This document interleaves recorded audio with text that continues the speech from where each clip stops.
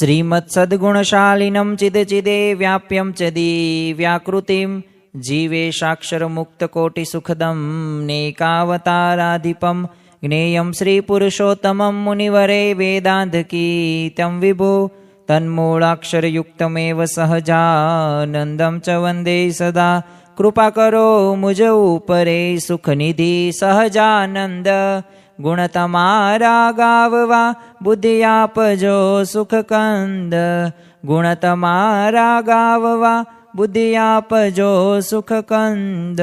શ્રી સ્વામિનારાયણ ભગવાનની જય. અક્ષર પુરુષોત્તમ મહારાજની જય. ગુણાતીતાનંદ સ્વામી મહારાજની જય. પ્રમુખ સ્વામી મહારાજની જય. પ્રગટ ગુરુ હરિ મહંત સ્વામી મહારાજની જય. સુરત અક્ષરધામ મહોત્સવની જય. દરેક દિવ્ય હરિભક્તોને જય સ્વામી નારાયણ. આજના પ્રવચનનો મુખ્ય વિષય, આમ તો શ્રીજી મહારાજના માળાના મણકાની અંદર ઘણા બધા એવા ભક્ત રત્નોનો સમાવેશ થાય છે. એ પછી બોટાદના શિવલાલભાઈ શેઠ હોય કે પછી પર્વતભાઈ હોય, આવા તો ઘણા બધા ભક્તો છે. પરંતુ એ માળાની અંદર પણ જે એક મેરુની એક ઉપમા આપવામાં આવેલી છે, જેને આપણે જ્યાં મેરુ આવે માળા ફેરવતા હોય ત્યારે આ મેરુને આપણે આંખો દ્વારા સ્પર્શ કરીએ છીએ અને એને આપણે નમન પણ કરીએ છીએ અને પછી આપણે માળા ઉલટાઈ નાખીએ છીએ. તો જેને શ્રીજી મહારાજે મેરુની ઉપમા આપવામાં આવેલી છે તો એ છે ભક્તરાજ દાદા ખાચર. આપણે ઘણી વખત એવું પણ સાંભળ્યું હશે કે ગઢપુર જોતા શ્રીજી સાંભળે.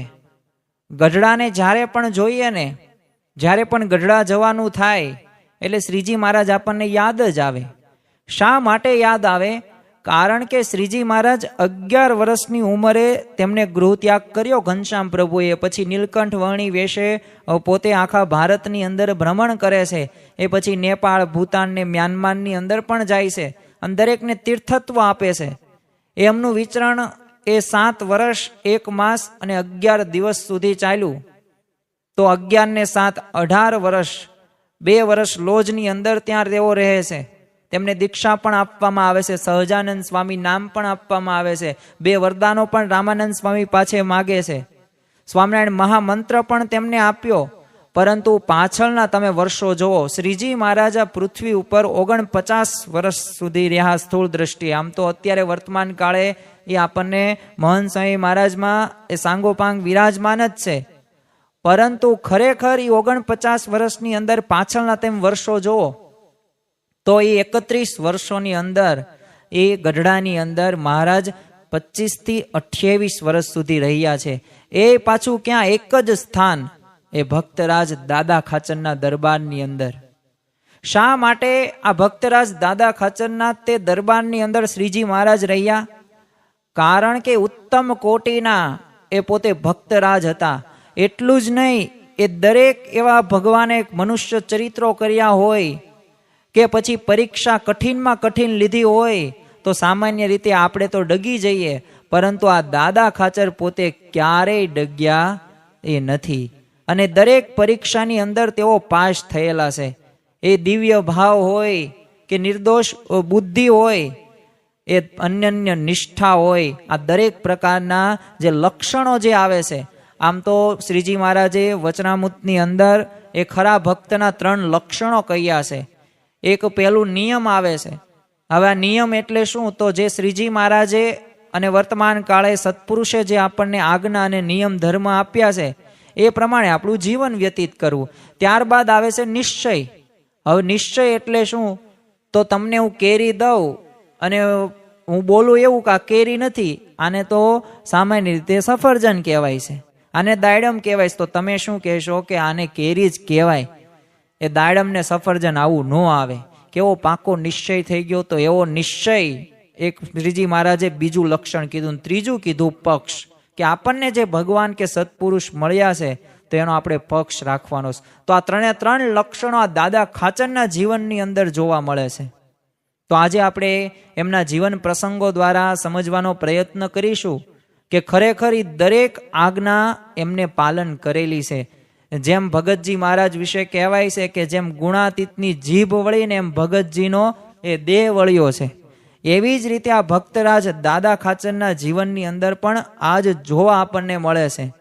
જો ગઈકાલે તે શરદ પૂર્ણિમા નિમિત્તે મહંત સ્વામી મહારાજને આપણને એક આજ્ઞા પાળવાનું કહ્યું અને આજ્ઞાનું જે એક મહત્વ દર્શાવતા એમને વાત કરી કે આજે શરદ પૂર્ણિમાનો આજે ઉત્સવ છે, તો આજે ગોપીઓ અને શ્રી કૃષ્ણ એ સાથે રાસ રમે છે. પરંતુ એ શ્રી કૃષ્ણ ભગવાન ગોપીઓ સાથે રાસ કેમ રમે છે? તો એ દરેક આજ્ઞા જેની મરજી શ્રી કૃષ્ણ ભગવાનની જેવી હતી ને એ મરજી પ્રમાણે, આજ્ઞા પ્રમાણે ગોપીઓ એવી રીતે જીવન એમનું બનાવ્યું હતું, એટલે ભગવાન એમની સાથે રાસ રમે છે. એમાં ભક્તરાજ દાદા ખાચર પણ દરેક આજ્ઞાની અંદર એવો પ્રથમ નંબરે જ આવતા, એટલે કે દરેક કસોટીની અંદર તેઓ પાસ થતા હતા. તો ગઢપુરની અંદર એટલે કે ગઢડાની અંદર એભલ ખાચર, જેમને અભય રાજા તરીકે પણ ઓળખવામાં આવતા હતા, તો આ એભલ ખાચરના દરબારમાં એમને 2 પત્નીઓ હતી. આ એભલ ખાચરને હવે એક પત્નીનું નામ હતું સુરપ્રભા અને બીજી પત્નીનું નામ હતું સોમાદેવી. આ સુરપ્રભા થકી 4 પુત્રી એમને હતી, જીવુબા, લાડુબા, પાંચુબા, નાનુબા. અને સોમાદેવી થકી એ સંવંત 1857 એ પોષવદ 6નો એ દિવસ અને એમના ઘરે એક પુત્રનો જન્મ થાય છે. હવે આ પુત્રનું નામ ઉત્તમ રાખવામાં આવ્યું અને આ જ ઉત્તમ એટલે કે આપણા દાદા ખાચર. આમ તો બાળપણથી જ તે એમના ભક્તિના સંસ્કારો બહુ વિશેષ પ્રમાણમાં જોવા મળતા હતા અને અતિશય ભક્તિ પણ વાળું જીવન હતું. અને દાદા ખાચરનો સ્વભાવ પણ કેવો પ્રેમાળ અને આમ દિલમાં ઘણા બધા છે ને ઉદાર મનના પણ એટલા જોવા મળતા હતા. એ મહારાજમાં ઘણી બધી એમની પ્રીતિ બાળપણથી જ તે એમને જોવા મળતી અને નિશ્ચય કેવો દ્રઢ કે આ શ્રીજી મહારાજ છે એ પરબ્રહ્મ પુરુષોત્તમ ભગવાન છે. તો આવો તો સ્વરૂપનો મહિમા એ દાદા ખાચરના જીવનની અંદર જોવા મળતો. હવે વસોના ગિરધરભાઈ ગઢડાની અંદર શ્રીજી મહારાજ પાસે આવે છે અને તેઓ આમંત્રણ આપવા માટે આવેલા, પરંતુ એમને તો એક શ્રીજી મહારાજને તે સામે ટોન માર્યો કે તમે શેના આવો, તમે તો અહીંયા બંધાઈ ગયા છો દાદા ખાચરના દરબારની અંદર. અને ત્યારે શ્રીજી મહારાજે એ દાદા ખાચર પ્રત્યેની જે ભક્તિ હતી, જે સમર્પણ હતી ને એનાથી પોતે પ્રભાવિત થયેલા જ હતા. અને એવા આજ્ઞા પાલક દાદા ખાચર હતા એટલે એમને પોતે શ્રીજી મહારાજે વટથી કીધું આ ગિરધરભાઈને કે આ દાદા ખાચરે તો સર્વસ્વ અર્પણ કરી દીધું છે. આ તમે આ ઢોર જોવો છો ને તો ઢોરે એ સમર્પણ કરી દીધા છે. એ દૂધ હોય કે દહીં હોય આ બધું સંતોને અર્થે એ આમ છૂટું મૂકી દીધું છે. એમની ભક્તિ છે ને એટલે અમે અહીંયા બંધાઈ ગયા છીએ. અને ખરેખર જો શ્રીજી મહારાજે પણ લોયાના 3જા વચનામૃતની અંદર વાત કરતા કીધેલું છે, જો આપણને ઘણી વખત આપણે સંતોના પ્રવચનો સાંભળીએ, સારી સારી વાતો સાંભળીએ ને ત્યારે આપણને ઘડીક કેફ ચડી જાય, કોટો ચડી જાય કે આમ કરી નાખવું છે ને આવું જ કરવું છે, પરંતુ કેમ નથી થતું? તો આપણે જ્યારે લોયાનું 3જું વચનામૃત વાંચીએ ત્યારે શ્રીજી મહારાજે વાત કરતા કીધું છે કે જેને ભગવાનનો અને સંતનો મહાત્મ્ય જ્ઞાને સહિત નિશ્ચય હોય તો તેને ભગવાનને અર્થે અને સંતને અર્થે શું ન થાય. એને અર્થે કુટુંબ હોય કે લોકલાજ હોય કે રાજ્ય હોય કે સુખ હોય કે ધન હોય કે સ્ત્રી હોય, એ સર્વનો ત્યાગ થાય છે અને ત્યાગ કરે પણ છે. અને આવા જ ભક્તરાજ એટલે કે દાદા ખાચર. દાદા ખાચરને નિશ્ચય તો હતો પણ મહાત્મ્ય જ્ઞાને સહિત નિશ્ચય હતો. અને જો મહિમા સાથે તમને નિશ્ચય થઈ જાય ને તો એ દરેક કાર્યની અંદર એ બરકત પણ આવે છે અને સારી રીતે તમે ભગવાન અને સંતની સાથે જોડાણ પણ સારું થઈ શકે છે. અને શ્રીજી મહારાજ માટે આ સર્વસ્વ એમને સમર્પણ કરવા પાછળનો ઉદ્દેશ એમની ભગવાનને રાજી કરવાનો જ હતો અને એવો દ્રઢ નિશ્ચય થઈ ગયો હતો. હવે શ્રીજી મહારાજે પણ એવી જ પરીક્ષા દાદા ખાચરને લેતા હતા દિવસે ને દિવસે અને દરેક કસોટીની અંદર પોતે ઉત્તીર્ણ પણ થતા. હવે એક વખત તો શ્રીજી મહારાજે ગરાસ સંબંધિત એક પરીક્ષા લેવાનું નક્કી કર્યું, એટલે હવે શ્રીજી મહારાજે આમ પ્રશંસતા કરતા કીધું દાદા ખાચરને કે આ ગરાસ રહ્યો ને, આ ગરાસ કોનો છે? તો દાદા ખાચર કે તમારો જ છે પણ મારા નામે છે. એટલે એમને શ્રીજી મહારાજે એમને કીધું કે આ 2 બહેનો રહ્યા ને જીવુબા ને લાડુબા, એમને લખી આપો. પછી આગળ શ્રીજી મહારાજ હવે તરત દાદા ખાચરે કોઈ તર્ક વિતર્ક કર્યા જ નથી. જો આ ભક્તનું એક લક્ષણ હોય છે તમે ઇતિહાસની અંદર પણ તપાસ કરો ને ત્યારે આપણને ખ્યાલ આવે કે જે શિષ્યોએ ગુરુની આજ્ઞાનું પાલન કર્યું છે ને એ આગળ નીકળી ગયેલા છે. પહેલું જ ઉદાહરણ તમને દઉં, સત્યકામ ઝાબાલીન. હવે પોતાને બ્રહ્મ વિદ્યા શીખવી હતી, ગુરુ પાસે જાય છે અને નમ્રતાથી કહે છે, ગુરુદેવ મને તમે બ્રહ્મ વિદ્યા શીખવો, હું બ્રહ્મ વિદ્યા શીખવા માટે અહીંયા આવ્યો છું તમારી પાસે, એટલે મને તમે શરણો આપો. ત્યારે એ ગુરુએ કહ્યું કે સત્યકામ ઝાબાલીન, આ 400 ગાય તું ભાળે છો? સત્યકામ ઝાબાલીન કે હા, આ ગાયો હું ભાળું છું. બીજી આજ્ઞા કરી કે આ 400 ગાયની જ્યારે 1000 ગાય થાય ને ત્યારે તું મારી પાસે આવજે, પછી હું તને બ્રહ્મ વિદ્યા શીખવાડીશ. એક પણ તર્ક વિતર્ક આ સત્યકામ ઝાબાલીન નથી કરતો. એટલું જ નહીં, આ 400 ગાયને લઈને જંગલમાં જાય છે, નવરાવે, ધોવરાવે, ખવરાવે અને પોતે ગીતો ભજનો ગાય, એવી રીતના આખો દિવસ પસાર કરે. કેટલાય વર્ષો થઈ ગયા, 1000 ગાય થઈ. રિટર્ન પાછો આ ગુરુ પાસે આવે છે અને એ પૂર્વે જ તે રસ્તાની અંદર એક એક દેવો બધા પ્રસન્ન થઈ જાય છે અને એમની વિદ્યા એમને પ્રદાન કરે છે સત્યકામ ઝાબાલીને. પણ આ સત્યકામ ઝાબાલીને એટલી નહોતી ખબર કે આ બ્રહ્મ વિદ્યા મને બધા આપે છે અને બધું એને જ્ઞાન તો પ્રાપ્ત થઈ ગયું હતું. અને ગુરુ પાસે આવીને કહે છે, ગુરુદેવ તમે મને કહ્યું હતું કે આ 400 ગાયની 1000 ગાય થાય પછી તમે મને બ્રહ્મ વિદ્યા શીખવાડશો. તો જો આ 1000 ગાય થઈ ગઈ છે, હવે મને તમે બ્રહ્મ વિદ્યા આપો. ત્યારે ગુરુએ કીધું કે બ્રહ્મ વિદ્યા તો તને પ્રાપ્ત થઈ ગઈ. સત્યકામ ઝાબાલીન વિચારમાં પડી જાય કે ક્યારે તમે મને શીખવાડી. ત્યારે ગુરુએ વાક્ય, બ્રહ્મ વાક્ય કીધું કે તે મારી આજ્ઞા પાળીને એના લીધે તને બધા જે દેવો પ્રસન્ન થયા અને એને તને બ્રહ્મ વિદ્યા આપી દીધી. તો જો એમ આજ્ઞા પાલન કરીએ ને તો ખરેખર આપણે ભગવાન અને સંત રાજી થાય છે અને એ બ્રહ્મ વિદ્યા પણ પ્રાપ્ત થાય છે અને આપણું આત્યંતિક કલ્યાણ પણ થાય જ છે. અરે શ્રીજી મહારાજે આવી આજ્ઞા કરી કે આ ગરાસ તમારું 2 બહેનોને લખી આપો અને તમે અહીંથી વયા જાઓ. હવે સામાન્ય રીતે જેનો પોતે કારભારી છે, પોતે મુખ્ય વ્યક્તિ છે અને એમને તે આવી રીતે કહે તો ખોટું લાગી જાય, સત્સંગમાં જ પડી જાય. અરે આપણને તો એક 3જી લાઈનમાંથી 4થી લાઈનમાં બેસવાનું કહે ને તોય આપણને ખોટું લાગે કે મને ઊભો કર્યો.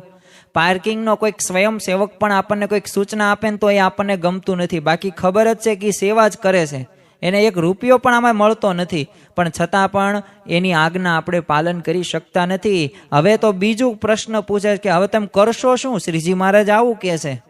એટલે ત્યારે દાદા ખાચરે તો વિનમ્રતા સ્વભાવથી કહ્યું કે મહારાજ અમે ભાવનગર જાશું, ત્યાં નોકરી કરશું. એટલે પછી શ્રીજી મહારાજ કીધું ઠેક. હવે પછી બીજા જે હતા ને એમને થયું કે હવે અહીંયા તે કામકાજ તો રહેવાનું જ છે. એટલે શ્રીજી મહારાજને મનમાં એવો વિચાર આવી જ ગયો કે આ 2 બહેનો છે અને કામ તો અમથું તે ભાવનગરના આવી રીતે ધક્કા થવાના જ છે, તો કામ તો પડશે જ, કરવું શું? તો ચાકર રાખવો પડે. એટલે તરત મહારાજે કીધું કે આ દાદા ખાચરને તે તમે નોકર બનાવી નાખો અને જે પણ કામકાજ હોય ને એ આમને જ કહેવાનું, એ નોકર તરીકે કાર્ય કરશે. હવે દાદા ખાચરની આ પરીક્ષા 1-2 દિવસ રહેતી નથી, 1 વર્ષ સુધી આવી રીતે દાદા ખાચર પોતે ચાકર તરીકેનું કાર્ય કરે છે. પછી તો 2 બહેનોને આજ્ઞા કરી કે હવે આ તમારા ગરાસનું શું કામ છે, આપી દો પાછો દાદા ખાચરને. જો એક મનની એક કસોટી કરી, પણ જો આ વિશ્વાસુ ભક્ત હોય ને તો આ વિશ્વાસુ ભક્ત એમાં ક્યારેય તે પોતે મહારાજની કે સંતની આજ્ઞામાં તેઓ ક્યાંય તર્ક વિતર્ક નથી કરતા. અને મહારાજની આજ્ઞા એમને પાલન કરી, દેહ ધન કુટુંબ ચિંતા એમને જો કરી જ નહીં કોઈ પણ પ્રકારે, ત્યારે ભગવાન પ્રસન્ન આવા ભક્ત ઉપર થાય છે. બાકી એમના ભગવાન પ્રસન્ન થતા નથી. એક વખત શ્રીજી મહારાજ ગઢપુર્વતમાં તે વિરાજમાન હતા અને ત્યાં એક સંન્યાસીઓ ઘણા બધા એક વૃક્ષ નીચે પોતે ઘણા દિવસોથી આવી રીતે રહેતા હતા. એટલે શ્રીજી મહારાજને તો એ સંન્યાસીઓને બધાને જોયા એટલે બધા તીર્થવાસી હતા, એટલે એમને દયા આવી ગઈ. એટલે જીવા ખાચરને કીધું કે આ તીર્થવાસી કંઈક ઉતરવાની કંઈક તમે વ્યવસ્થા કરો તો સારું. એટલે જીવા ખાચરે જ કીધું કે આવા તો છે ને ઘણા રઝળતા ફરે છે, એટલે આવા બધાની કાંઈ વ્યવસ્થા કરવાની ન હોય. પછી શ્રીજી મહારાજ તો ત્યાર કાંઈ બોલ્યા નહીં, પણ જ્યારે દાદા ખાચરને બધી વાત કરી એટલે દાદા ખાચરે કીધું કાંઈ વાંધો નહીં, વ્યવસ્થા થઈ જશે. શ્રીજી મહારાજે ક્યાં તમે વ્યવસ્થા કરશો? દાદા ખાચર કે મારું આ છે ને રહેણાંકનું ખોરડું છે ને એ બહુ મોટું છે, તો એમને તમે આપી દો, ત્યાં એ રસોઈ કરશે ને જમશે, અને એવી રીતે એમની વ્યવસ્થા બધી થઈ જશે. એટલે શ્રીજી મહારાજે કીધું તો પછી તમે ક્યાં રહેશો? તો દાદા ખાચરે શું કીધું? હું તો સાધુ ભેગું રહીશ. જો આ શ્રીજી મહારાજનું વચન અદ્ધર ઝીલી લીધું. ત્યારે શ્રીજી મહારાજ બોલ્યા કે દાદો તે દાદો. તો આમ મહારાજને પણ પ્રસન્ન એમને આવી નાની નાની આજ્ઞાઓ, જો આ આજ્ઞાઓ આપણાથી પાલન ન થાય, આપણને તો રૂમની અંદર એક આપણી શેટી કે આપણી એક વસ્તુ એક જગ્યાએથી પણ બીજી જગ્યાએ મૂકવાનું કોઈક કે અથવા પૂછ્યા વગર કોઈ મૂકી દે ને તો આપણને ખોટું લાગી જાય છે. પરંતુ આ દાદા ખાચરના જીવનની અંદર આ જોવા મળતું નહીં. ભગવાન અને સંતને અર્થે શું ન થાય, એમની દરેક આજ્ઞાનું પાલન થાય. જો આવા વિચારો સાથે આપણે જો કાર્ય કરીએ ને તો ખરેખર આપણા જીવનની અંદર ભગવાન અને સંત રાજી થાય છે. હવે દાદા ખાચરે પોતાનો ઉતારો હતી અને જગ્યા હતી એ તે સાધુ માટે આપી દીધો, અને ધીમે ધીમે તો આ સ્વામિનારાયણ ભગવાન ધીમે ધીમે બધી વાતો કરતા જાય અને સત્સંગ એવો વધ્યો, હરિભક્તો પણ વધ્યા. એટલે હવે જે આ દરબાર હતો ને નાનો પડવા લાગ્યો. એટલે હવે વ્યવસ્થા બીજે કાંઈ થાય નહીં, અને ત્યાંય તે જે સાધુ સંતો હોય એ તો અમુક ઘેલાન કાંઠે રહે ને દુકાનના ઓટા ઉપર રહે ને પછી અમુક તો ખેતરના ઓઘા હોય ને તો ન્યા રહે, અમુક ઝાડને નીચે રહેતા અને આ ભગવાનનો સમાગમ કરવા માટે રહેતા. એટલે ફરીવાર શ્રીજી મહારાજને આ બધી તો જાણ હતી જ તે કે આ બધી વ્યવસ્થા બહુ થતી નથી આ બધા સંતો ભક્તોની, અને આવી રીતે પોતે રહે છે. એટલે શ્રીજી મહારાજે દાદા ખાચરને કીધું કે તમે કંઈક રહેવાની આ બધાની વ્યવસ્થા કરો. એટલે દાદા ખાચરે તો જે હાલમાં આપણે અત્યારે લક્ષ્મીવાડી છે તેમને સંતોને રહેવા માટે ઓરડા બંધાવી આપ્યા, અને આ ઓરડા બંધાવી આપ્યા ને બધી વ્યવસ્થા આ સંતો અને ભક્તોની બધી દાદા ખાચરે ત્યાં કરી. તો જો એ આજ્ઞા પણ એમને અદ્ધર ઝીલી લીધી. આ ભક્તોના જીવનની અંદર છે ને આ વાત દ્રઢ હતી. એટલે જ ત્યાં એક કવિએ ભક્તોની એક સમર્પણ ભાવનાને વર્ણવતા લખ્યું છે કે તમને સોંપ્યું સઘળું વાલા, કાંઈ ન રાખ્યું કામ રે, તલને તુલસી લેને સંગુ, ઘોળિયું કર્યું ઘનશ્યામ રે. અને આવા ભક્તોના જીવનની અંદર આપણને આવા સહેજે સહેજે એ પ્રસંગોની ઉપરથી આપણને ચરિતાર્થ થતું જોવા મળે છે. એક વખત તો દાદા ખાચરના દરબારની અંદર જ તે હવે જ્યાં તેઓ શ્રીજી મહારાજ રહેતા, હવે ઉતારાને અક્ષર ઓરડી તરીકે ઓળખવામાં આવે છે. હવે શ્રીજી મહારાજે એક વખત સાથ કર્યો. હવે દાદા ખાચર એ સમયે પોતે અડધી હજામત થઈ ગયેલી હતી ને અડધી હજામત બાકી હતી. એટલે સાદ જ્યાં સાંભળ્યો ને એટલે જે નાય હતો હજામ કરનાર એને અટકાયો અને કીધું કે હમણાં તું ખાય, મહારાજ મને બોલાવે છે. અને વિચાર કરો, દાદા ખાચરે ત્યારે માથે કપડું વીંટી દીધું અને શ્રીજી મહારાજ પાસે આવે છે. અને શ્રીજી મહારાજ પ્રથમ જ એક પ્રશ્ન પૂછે છે કે દાદા તું ક્યાં હતો? એટલે એમને તો કીધું કે હજામત કરાવતો. તો શ્રીજી મહારાજ કે હજામત થઈ ગઈ? ત્યારે દાદા ખાચર કે ના મહારાજ, હજી તો અડધી બાકી છે. જુઓ આને કેટલો અમારો વિશ્વાસ છે. વિચાર કરો, આ શ્રીજી મહારાજના શબ્દો, અને પછી પાછા મોકલે છે ને આખી હજામત કરીને પાછા આવે છે. હવે આપણા જ્યારે સેવા કરવાની થાય કે જ્યારે નિયમ સાચવવાના થાય તો ત્યારે શું આપણે આવા વિશ્વાસથી કાર્ય કરીએ છીએ? આપણે જો આ લોકના ભોગ સંબંધિત આવી બધાયના તે વિચારો કરીએ છીએ, અને જે આ 5 જ્ઞાનેન્દ્રિયો છે ને 5 કર્મેન્દ્રિયો છે એના અનુસંધાનની અંદર જ તે આપણું વર્તન થતું જોવા મળે છે. એક રસ્તા ઉપરથી એક પિતા અને પુત્ર પોતે વોકિંગ કરવા માટે જાય છે, અને રસ્તામાં છે ને પ્રથમ એક રાજા આવે છે ને એના ફરતે ફરતે બધા સૈનિકો હતા. એટલે પિતાએ ને પ્રશ્ન પૂછે છે એના પુત્ર કે આ કોણ છે? એ તો સાહજિક એવો જવાબ આપ્યો કે પુત્ર આ તો છે ને રાજા છે, અને આ ફરતે આ બધા સૈનિકો છે. થોડાક આગળ પસાર થયા એટલે એક ચોર હતો અને આજુબાજુ બધા સૈનિકો હતા 10. એટલે પુત્રને તો અમથું તે બાળકની ચંચળ વૃત્તિ હોય એટલે બીજો પ્રશ્ન પૂછે કે પિતાશ્રી આ કોણ છે? હવે પિતા કે બેટા આ ચોર છે. પછી આ પુત્રને પ્રશ્ન થયો, દ્વિધામાં ચડી ગયો, બહુ વિચારમાં વમળોમાં ફસાઈ ગયો. એટલે એના પિતા સમજી ગયા કે આને કંઈક પ્રશ્ન છે. એટલે તરત સ્વાભાવિક રીતે એના પુત્રને પૂછે છે કે શું પ્રશ્ન, શું દ્વિધામાં, શું કાંઈ તને કાંઈ પૂછવું છે? એટલે પુત્રએ પૂછ્યું કે આ પેલો જે ગયો તો એને તમે રાજા કીધું, એની ફરતે ફરતે 10 સૈનિકો હતા, સાચું ખોટું? હવે પિતા કે હા સાચું જ તે. પછી આ બીજો જે ચોર આવ્યો તો એની ફરતે ફરતે 10 જ હતા, તો એને કેમ તેમ ચોર કીધું? એ કારણ કયું? બંનેમાં 10 તો હતા જ તે સૈનિકો, ફરતે ફરતે જ પાલતા હતા. અને ત્યારે પિતાએ મર્મની વાત કરતા કીધું કે બેટા, જે આ પેલો જે મેં તને કીધું ને એ રાજા છે. આ રાજા રહ્યો ને એ આ બધાને વશમાં નથી, એ વશ વર્તાવે છે. એના વશમાં બધા 10 સૈનિકો છે, એ કેને આજ્ઞા કરે ને એમાં 10 કરે. અને જે આ બીજો હતો ને ચોર, એ આ સૈનિકોના વશમાં છે. એટલે કે આ સૈનિકો જેમ કે ને એમાં ચોરને કરવું પડે. એમ આ નાનકડી એવી વાત ઉપરથી આપણને ખ્યાલ આવે કે આપણે જે આ ઇન્દ્રિયો છે, જે 5 જ્ઞાનેન્દ્રિયો, 5 કર્મેન્દ્રિયો, 11મું મન, 4 અંતઃકરણ, એ મન, બુદ્ધિ, ચિત્ત અને અહંકાર, આ બધું આપણે વશમાં નથી કરતા, એ આપણને વશ રાખે છે. આ કેવી વાત થઈ કે આપણું રિમોટ કંટ્રોલ હોય ને તો આપણે બીજાને આપીએ. એટલે કે આપણે કંઈક નવા કપડાં પહેર્યા હોય તો કોઈક એમ કે આ કપડાં તો કલર બહુ મેચ નથી થતો, તો આપણે દુઃખી થઈ જઈએ. હવે આપણું રિમોટ કંટ્રોલ સુખનું કોને આપ્યું? આપણે બીજાને આપ્યું, એટલે આપણે દુઃખીને દુઃખી. પરંતુ અહીંયા તો એ દાદા ખાચરે રિમોટ કંટ્રોલ રહ્યું એ કોને આપેલું છે? શ્રીજી મહારાજને જ આપેલું છે. અને એ પાછું કેવી રીતે? તમે જેમ ચેનલ બદલશો ને એ તોય મારામાં કાંઈ ફેરફાર નહીં થાય, કારણ કે સર્વ કરતા હરતા તો તમે છો. જો આ મહાત્મા જ્ઞાને નિશ્ચય છે, એમ આપણા જીવનની અંદર તે જો આવો વિશ્વાસ કેમ નથી આવતો, તો એનું કારણ છે કે આપણે આ બધાય તે પંચ વિષયો હોય કે સ્વભાવો હોય કે પંચ આસક્તિઓમાં આપણે ફસાયેલા છીએ.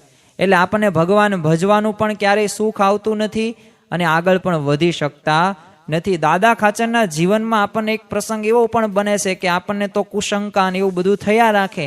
હવે મહંત સ્વામી મહારાજે 1 વર્ષ પૂર્વે કીધેલું કે મિશન રાજીપો 10,000 બાળ વિદ્વાનો નક્કર બનાવવા છે. તો આ બાળ વિદ્વાનો તૈયાર, તો આપણને તર્ક વિતર્ક થાય કે આ નાના બાળકોને સંસ્કૃત હું ભણાવું, એના કરતાં અંગ્રેજી ભણાવાય, એના કરતાં જે ભણવાનું છે એની શિક્ષણ જરૂરી છે.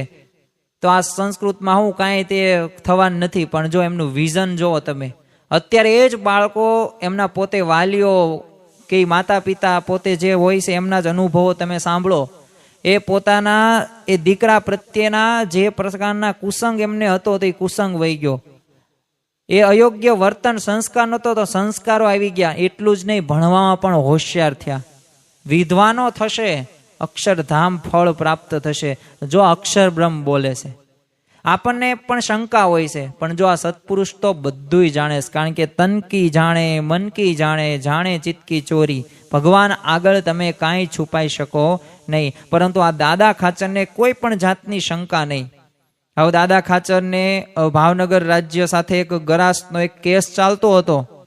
હવે જ્યારે જાય ને ત્યારે શ્રીજી મહારાજના આશીર્વાદ લેવા માટે જાય અને આશીર્વાદ આપે તે શ્રીજી મહારાજ કે જાઓ આ વખતે તમારો કેસ સોલ્વ થઈ જાય છે.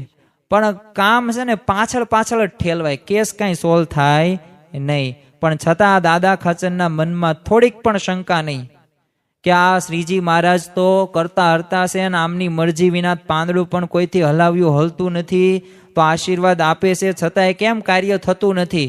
આવી ક્યારેય તેમને મનુષ્ય બુદ્ધિ તેઓએ મનની અંદર પણ વિચાર કર્યો નથી. એક વખત શુકાનંદ સ્વામી હવે ઘેલા નદીએ પોતે સ્નાન કરવા માટે જાય છે. હવે ઠંડુ પાણી હશે એટલે પોતે ધ્રુજતા ધ્રુજતા અક્ષર ઓળી આવે છે. હવે એમને ઠંડી તો લાગી જ ગઈ હતી. એટલે શ્રીજી મહારાજે તો આ શુકાનંદ સ્વામીને જોયા એટલે બધું સમજી ગયા કે આમને ઠંડી લાગી છે. એટલે દાદાને કીધું કે દાદા આ વળી શેને જડ્યું છે? એટલે દાદા ખાચરે કીધું કે આ જે વળી રહી ને એ તો ખીલે જડી છે.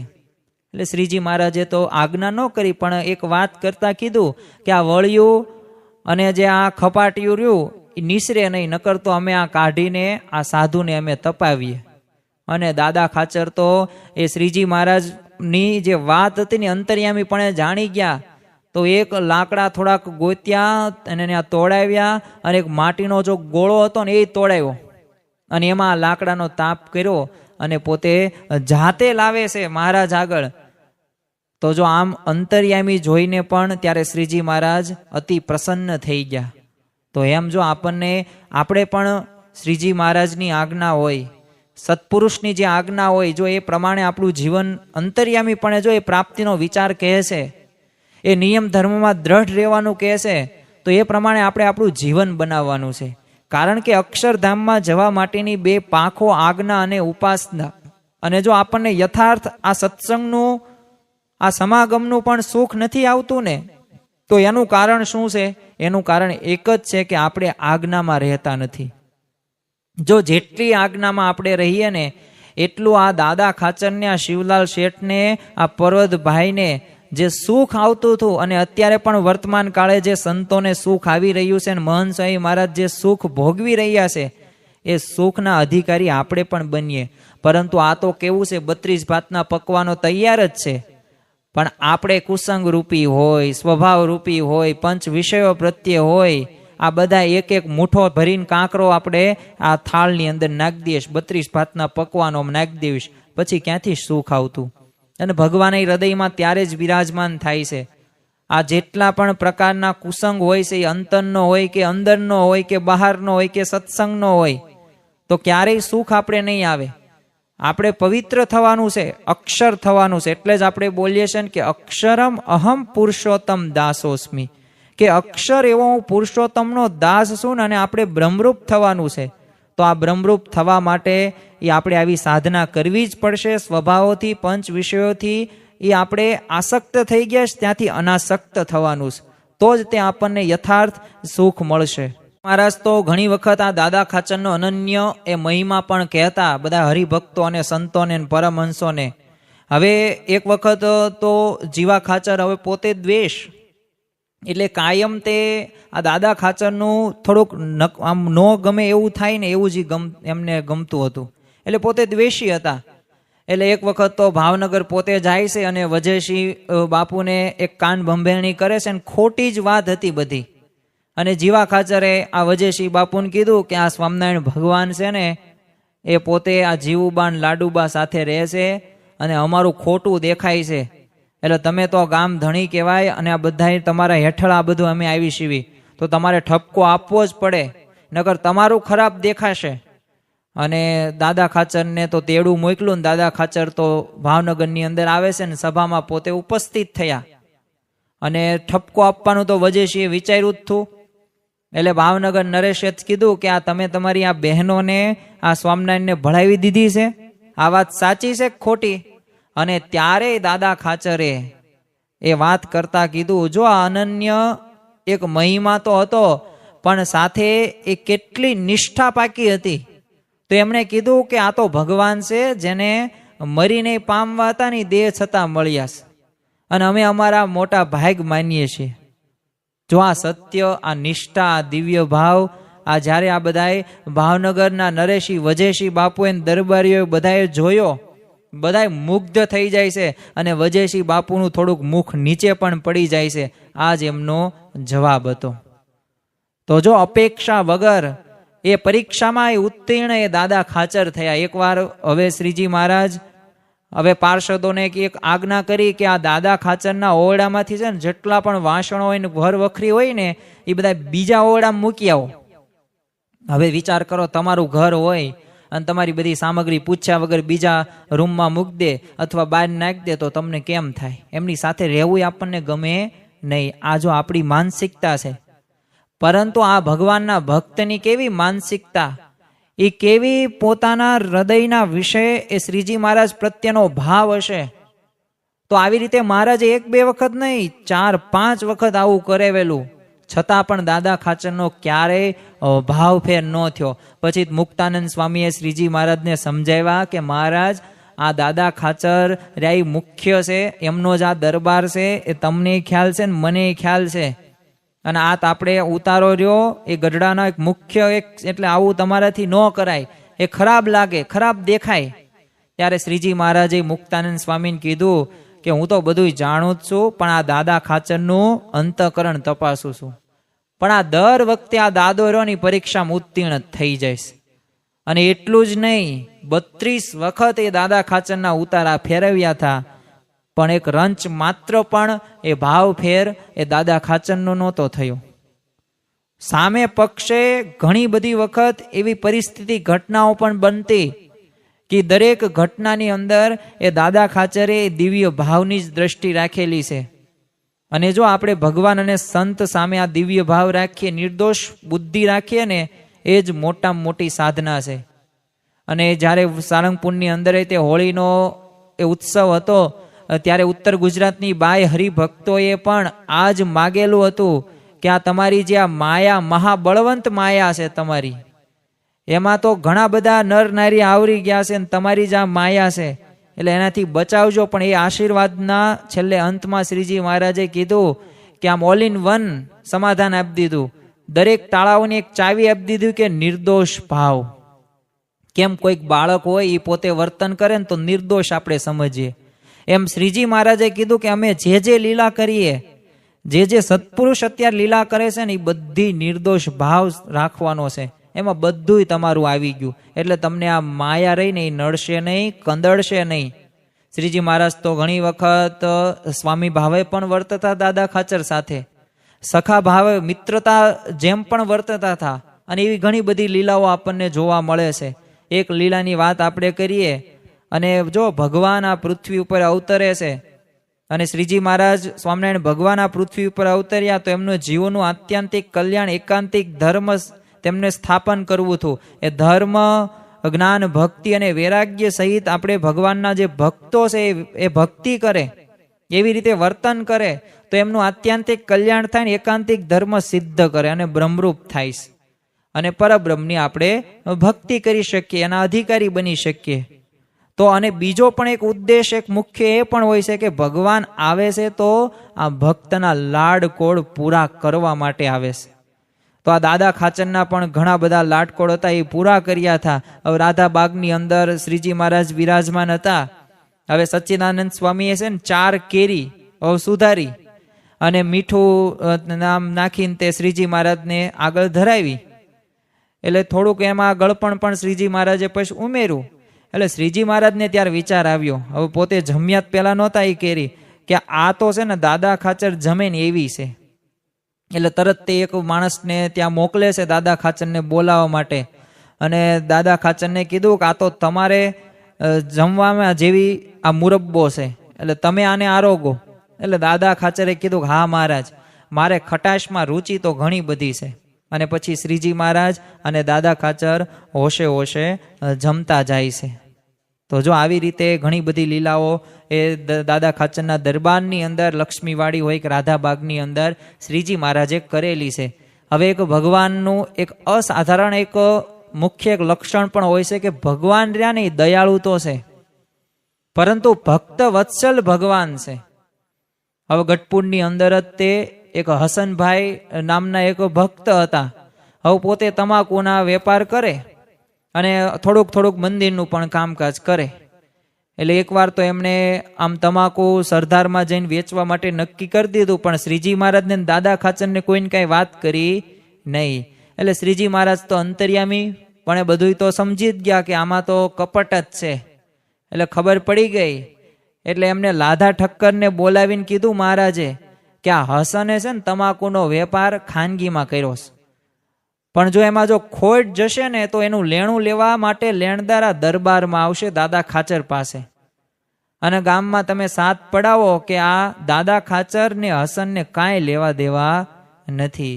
તો આવી રીતે દાદા ખાચરને ત્યારે એ પ્રસંગે બચાવી પણ લીધા હતા. તો જો આ ભક્ત વત્સલ ભગવાન. બીજું એક જીવા ખાચરને તો હવે દ્વેષાગ્નિ હતો ને, ધીમે ધીમે વધતો જ જતો હતો. એટલે દાદા ખાચર તો આમ ગોળના લાડુની રસોઈ આપે ને, એટલે જીવા ખાચર તો સામે શ્રીજી મહારાજને સંતો ભક્તોને ખાંડના લાડુની રસોઈ આપે. એટલે આ જીવા ખાચરના મનની અંદર તો એ જ તે કે આ દાદા ખાચરનું કેમ કરીને નીચું દેખાય ને, એ જ એમનો મુખ્ય ઉદ્દેશ. પરંતુ શ્રીજી મહારાજ તો હંમેશા બસ દાદા ખાચરના ની ભક્તની એની જ તે વખાણતા, અને બધાને ઉપદેશ પણ ઘણી વખત એમના સંબંધિત આપતા હતા. જીવા ખાચરે તો એક વખત ભાવનગરના નરેશને ફરી વખત ખોટી ફરિયાદ કરી અને જે દાદા ખાચરના ખળા હતા એ બધાય રોકાવી દીધા. એટલે શ્રીજી મહારાજે આ ખળા રોક્યો એમનામ જોયા ને પડેલા, એટલે દાદા ખાચરને બોલાવે છે ને વાત કરે છે, આ ખળા કેમ પડ્યા છે આમનામ, આને આ પાક લેવાનો નથી? ત્યારે દાદા ખાચરે કીધું, એ તો તમારી મરજીથી પડ્યા છે. શ્રીજી મહારાજ કે હું થોડો ખળા પડ્યા રહેવા દઉં. ત્યારે શ્રીજી મહારાજે પછી બધું તેમને ખબર જ હતી અને બધું જાણતા જ હતા કે આ જીવા ખાચરે બધું કરેલું છે. પરંતુ આ દાદા ખાચરની એ કરતા હરતાપણાની સમજણ તો જોવો. અને જીવા ખાચરને એ કાન ભંભેરણી કરી. એટલે તમે પછી વજેશી બાપુએ ને તો આ વખતે ફરી વખત ગયા જીવા ખાચર, અને વાત ફરી વખત આવી રીતના જ કરી. એટલે કીધું કે તમે છે ને ખોટી ફરિયાદ કરો છો, એટલે હું તમને છે ને રૂક્કો મોકલું છું. એટલે ઓલા જીવા ખાચર કે લાવો હું લઈને જાઉં, પણ વજેશી તો સમજી જ ગયા હતા મનોમન કે આ ખોટી ફરિયાદ, એટલે એને ગમે એમ કરીને વળાઈ નાખ્યા. પછી તો શ્રીજી મહારાજ તો લાધા ઠક્કરને, હરજી ઠક્કરને, જે દાદા ખાચરના દરબારની અંદર કારભારીઓ હતા એમને બોલાવે છે. અને શ્રીજી મહારાજ એમને કહે છે કે આવતીકાલે સવારે છે ને આપણે ખળા ભરવા જવાનું છે, એટલે તમે જેમ બને એમ વહેલા એ થાળ કરાવી નાખજો. અને બીજા જ દિવસે એ પહેલો થાળ તો તૈયાર થઈ ગયો. અને શ્રીજી મહારાજે કીધું કે દહીં લાવો, આજે આપણે મંગળ કરવું છે. અને ત્યાં જ તે વજેશીએ મોકલેલો જે રૂક્કો હતો, હવે આ રૂક્કો એટલે શું, તો ખળા જે ઉપાડવાનો જે હોય એમાંથી દ્વારા આપણે લઈ શકીએ પાક. અને તરત તે બધા શ્રીજી મહારાજને આ બધા ભક્તો હતા એ ખળા ઉપાડવા માટે જાય છે દાદા ખાચરના જમીનમાં, ખેતરની અંદર, અને બાજરો ઘરે લાવીને કોઠીમાં ભરાવે છે. અને આવી રીતે જો એ જે દાદા ખાચરની જે ઉપાધિ હતી એમાં પણ શ્રીજી મહારાજે રક્ષા કરી. હવે ઘણી વખત એવા પણ પ્રશ્નો બનતા હતા કે અતિ વરસાદના લીધે એ પાકો નુકસાન પણ જતા હતા. હવે એક વખત શ્રીજી મહારાજ સભા કરીને બેઠા હતા દાદા ખાચરના દરબારની અંદર, એમાં વરસાદ આવ્યો. એટલે શ્રીજી મહારાજે બધા ભક્તોને કીધું, વિનંતી કરી કે આ બધા અનાજને ઢાંકો, નકર બગડી જશે દાદા ખાચરનો પાક. એટલે કોઈ કાંઈ ઊભું થયું નહીં. તો ભગવાન પોતે ઊભા થાય છે અને ખળા ઢાંકે છે. અને ત્યાર પછી મહારાજને આવી રીતે જોયા એટલે બધા ભક્તો પણ ઊભા થાય છે. તો જો આટલી ઉપાધિ એ દાદા ખાચરની ભગવાન રાખતા હતા. જો મહાભારતની અંદર પણ આપણને એક પ્રસંગની ખ્યાલ હશે કે જ્યારે ભગવાન જ્યારે આપણી ઉપાધિ કરે ને ત્યારે આપણે શાંતિથી સૂઈ શકીએ. એ મહાભારતની અંદર એ જ્યારે ભીષ્મ પિતામહે પ્રતિજ્ઞા લીધી, કારણ કે દુર્યોધનના એવા શબ્દો સાંભળીને ભીષ્મ પિતામહે પ્રતિજ્ઞા લીધી કે આવતીકાલે ક્યાં અર્જુન નહીં, ક્યાં હું નહીં. આખા પાંડવ સેનાની અંદર એક ભયભીત આમ છવાઈ જાય છે, એક એવું વાતાવરણ સર્જાઈ જાય છે, બધાય તે આમ ટેન્શનમાં આવી જાય છે. પરંતુ એ અર્જુન પોતાની છાવણીની અંદર ઘસઘસાટ સૂતો હોય છે. શ્રી કૃષ્ણ ભગવાન પણ પોતે ચિંતામાં આવી જાય છે. હવે સભાની અંદર પોતે છાવણીની અંદર યુધિષ્ઠિરની સભામાં બેઠા હોય છે. શ્રી કૃષ્ણ ભગવાન કહે છે કે અર્જુન ક્યાં છે, અર્જુનને બોલાવો. પણ અર્જુન તો પોતે છાવણીની અંદર હતો. એટલે શ્રી કૃષ્ણ ભગવાન પોતે જાતે દોડીને જાય છે અર્જુન, ત્યારે સૂતો હોય છે. અર્જુનને ઉઠાડે છે અને કહે છે કલા તને ખબર છે ભીષ્મ પિતામહે પ્રતિજ્ઞા લીધી? અર્જુને તો કીધું કે હા મને ખ્યાલ છે. તો શ્રી કૃષ્ણ ભગવાન તો કંઈક તૈયારી કર, નકર તારું મૃત્યુ થશે કાલ. એક હું લ્યા ઉપાધિ કરું ને ચિંતા કરું, તમે તો જાગો છો ને. તો જો એમ આપણા દરેક પ્રશ્નો હોય કે દરેક એ ચિંતા હોય ને, ભગવાન આગળ આપણે મૂકી દઈએ ને તો આપણે નિરાંત થઈ જાય, શાંતિ થઈ જાય. એમાં ભક્તરાજ દાદા ખાચરના જીવનની અંદર આ આપણને જોવા મળતું હતું. એ અખંડ સુખી રહેવાના વિચારો જે 6 શ્રીજી મહારાજે આપ્યા ને, બધા વિચારો અહીંયા દાદા ખાચર કરતા હતા. કેમ કરીને હું શ્રીજી મહારાજને રાજી કરી શકું? તો આ રાજીપાનો વિચાર એ દાદા ખાચરના જીવનની અંદર આત્મસાત થયેલો જોવા મળે છે. મહારાજે આપેલો બીજો વિચાર એટલે કે પ્રાપ્તિનો વિચાર, જે મહંત સ્વામી મહારાજ પણ આપણને વારે ઘડીએ કહે છે. એ પ્રાપ્તિનો વિચાર શ્રીજી મહારાજનો એ દાદા ખાચરના જીવનમાં આત્મસાત થયેલો જોવા મળતો. એ મહિમાનો વિચાર હોય કે આત્મ વિચાર હોય કે સાંખ્ય વિચાર હોય કે સર્વ કરતા હરતાપણાનો વિચાર હોય, આ 6 વિચારો દાદા ખાચરના જીવનમાં હતા. એટલે આપણને ખ્યાલ આવે કે દરેક પરિસ્થિતિની અંદર પણ તેઓએ શાશ્વત સુખ અને આનંદ ભોગવી શકતા હતા. એમ આપણા જીવનની અંદર તે એ બનતી કોઈ પણ પરિસ્થિતિ હોય કે ઘટના હોય, આ ઘટના કે પરિસ્થિતિની અંદર આપણે જો આવા વિચારો રાખીએ ને તો દાદા ખાચર જેવું જીવન આપણું પણ થઈ શકે. અને પાછું એક નિર્દોષ ભાવની પણ ભક્તિ આપણને દાદા ખાચરના જીવનમાં જોવા મળતી. હવે એક વખત બાજરો તો પાકી ગયેલો, પરંતુ માવઠું થયું, એટલે સ્વાભાવિક રીતે આવા માવઠા થાય એટલે પાક બગડે ને બગડે, એટલે જેટલી ઉપજ હતી ને બધી નાશ પામી આ દાદા ખાચરની. પણ છતાં પણ એમને લેશ માત્ર પણ થોડોક અફસોસ નહીં, કે રંચ માત્ર પણ નહીં, કે જે થવાનું એ તો થયું, એ તો ભગવાન સારા માટે જ કરતા હશે ને. તો જો એવું બળ એમને રાખ્યું, તો જો આ નિર્દોષ ભાવની ભક્તિ. બીજું એમને એક પ્રસંગ એવો પણ બનેલો કે એક બાઈએ આવા દાદા ખાચરના દરબારની અંદર જ તે ચોરી કરેલી, પરંતુ શ્રીજી મહારાજ તો જાણી ગયેલા હતા, એટલે આ બાઈને એવી રીતે ભરમાઈ નાખી કે એ ગઢડાની બહાર નીકળવા જાય એટલે સીમાડામાં એને કાંઈ દિશા જ સૂજે નહીં. એટલે એને તો ખબર પડી ગઈ કે મેં તો અહીંયા ભગવાન વિરાજમાન છે ને આવા ભક્તરાજ દાદા ખાચરને ત્યાં ચોરી કરીશ, એટલે આ મને એટલે આ એનું મને કર્મ મારા ફૂટ્યા, અને ગઢડું કાંઈ દેખાય નહીં. એટલે હવે તો આને નક્કી કરી નાખ્યું કે હવે કાંઈ અહીંથી બહાર જવાશે નહીં, એટલે હવે મારે રૂપિયા પાછા આપવા પડશે. હવે રૂપિયા પાછા આપવા માટે આવે છે. હવે શ્રીજી મહારાજ ને દાદા ખાચર ને બધા સંતો પરમહંસો પણ હોય છે, ભક્તો પણ હોય છે. એટલે શ્રીજી મહારાજે આ દાદા ખાચરને એક આજ્ઞા કરી કે આનું તું માથું કાપી નાખ. એટલે દાદા ખાચરે કીધું કે મહારાજ તમે જો તો ખરો, આ બાઈ વૃદ્ધ છે, તમારું નામ જપે છે, તો આને કેમ મરાય મારે? શ્રીજી મહારાજ હવે કડક શબ્દોમાં વાત કરતા કહેશે કે જો આ પ્રમાણે તમે કરશો ને તો કોણ તમારું ગાંઠશે?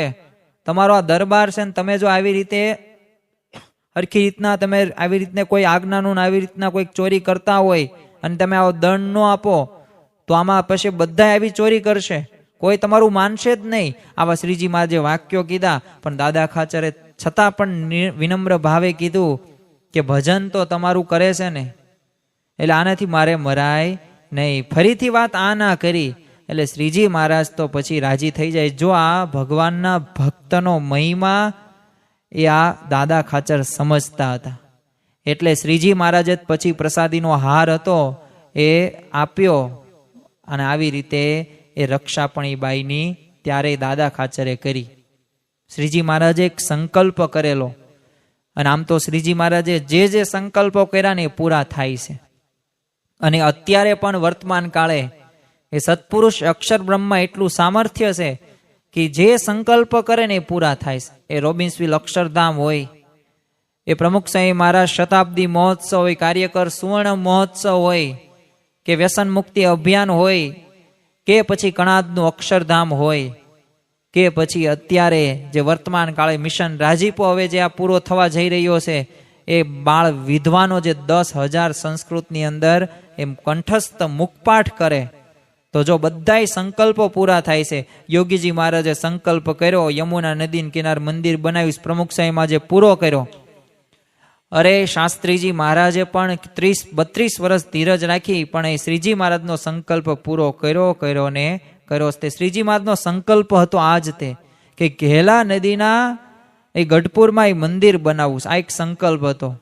હવે પોતે જાતે ટેકરા ઉપર જગ્યા શોધવા માટે જાય છે, ત્યાં જીવા ખાચરનો ભાગ હોય છે, અને એમને વાત કરી કે અહીંયા મંદિર બનાવવું, પણ ગમે ત્યારે આવી વાત કરે એટલે જીવા ખાચર તો અહમ મમત્વ વાળા હતા, એટલે આ વાત ખેલતા જ જાય.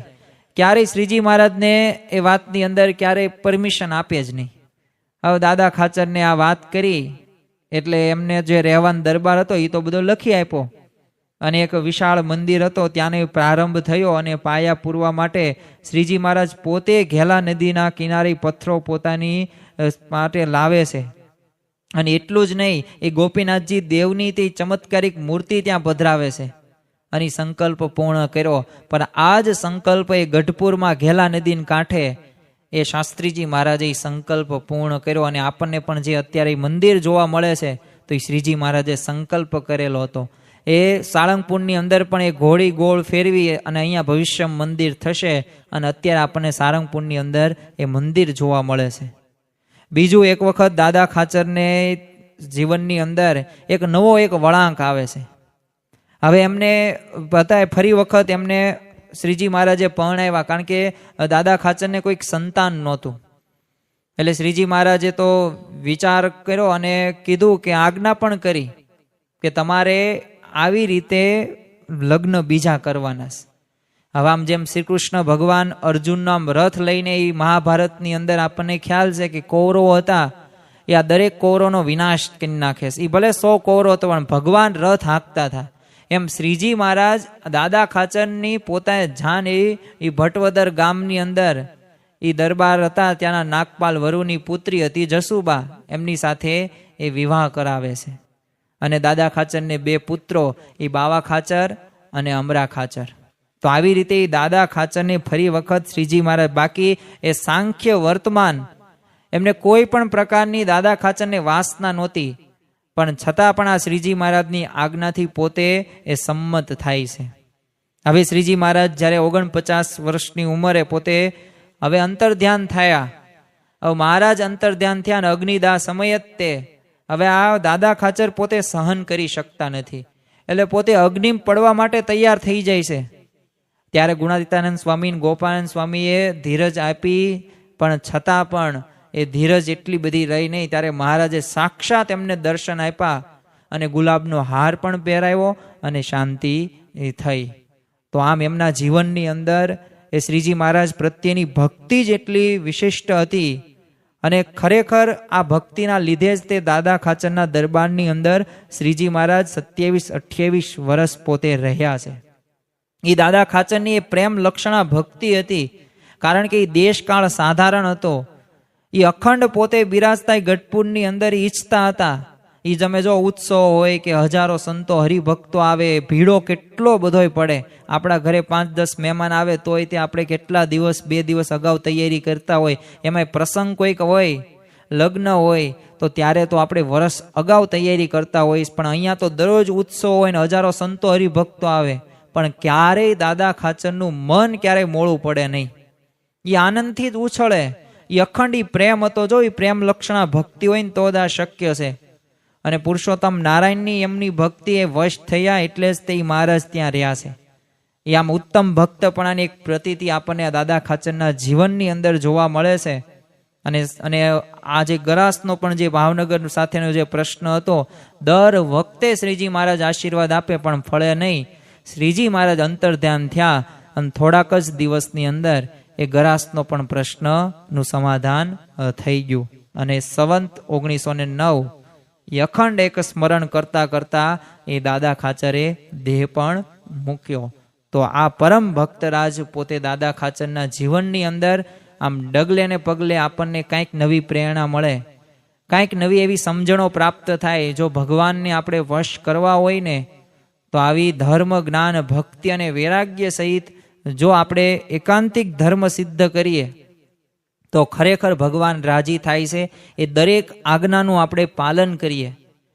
એ શ્રીજી મહારાજને અને મહંત સ્વામી મહારાજને શું ગમે છે? જો આપણે એમને ગુરુ કર્યા છે, આપણા ઈષ્ટદેવ ભગવાન સ્વામિનારાયણ છે, એ આપણા છે, પણ આપણે એમની આજ્ઞા કે વચનોનું પાલન નથી કરતા. તો એમના દરેક વચનોનું પાલન કરીએ, દરેક આજ્ઞાનું પાલન કરીએ અને મન, કર્મ, વચને જો એવો દ્રઢ મહાત્મા જ્ઞાન યુક્ત નિશ્ચય થઈ જાય તો ખરેખર સમર્પણ થઈ શકે છે. તો આજના દિવસે મહારાજ સ્વામીના ચરણોમાં પ્રાર્થના કરીએ કે આપણા જીવનની અંદર પણ ડગલે ને પગલે પ્રશ્નો તો દરેક વ્યક્તિના જીવનની અંદર આવે જ છે અને આવશે જ તે, પરંતુ આ દરેક પ્રશ્નોમાં એક સ્થિરતા માટે એક અમે સત્સંગમાં યથાર્થ અમને એ ફળ મળી શકે અને તમે જેવું સુખ પ્રાપ્ત કરો છો એવું સુખ અમે પણ પ્રાપ્ત કરી શકીએ. તો આવી આપણે ભગવાનને પ્રાર્થના કરવાની છે. અને ગમે ત્યારે આપણી સાથે પણ એવા પ્રશ્નો થાય, એવી પરિસ્થિતિ કે એવી ઘટના બને, ત્યારે એક દાદા ખાચરના આવા પ્રસંગોનું જો આપણે આ ચરિત્રોનું જો આપણે સાંભળ્યા હશે તો ખરેખર આપણા જીવનની અંદર હિંમત આવશે. તો આજના દિવસે મહારાજ સ્વામીના ચરણોમાં પ્રાર્થના કરીએ કેમ કે જેમ દાદા ખાચરને જીવનની અંદર એ આપણને જોવા મળતું હતું કે પોતે ગમે તેવી પરિસ્થિતિ થઈ જાય પરંતુ દિવ્ય ભાવ, દિવ્ય ભાવ, દિવ્ય ભાવ, એ નિર્દોષ ભાવ જ રાખતા હતા. ભલે તમે આશીર્વાદ દર વખતે આપો પણ છતાં પણ એ અમને નિર્દોષ ભાવ રહેતો હતો.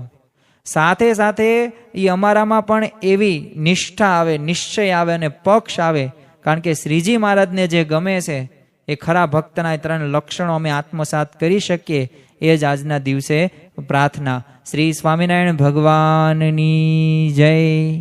આવા જ આધ્યાત્મિક પ્રવચનો સાંભળવા માટે અમારી ચેનલને લાઈક કરો, શેર કરો અને સબસ્ક્રાઈબ કરવાનું ભૂલતા નહીં.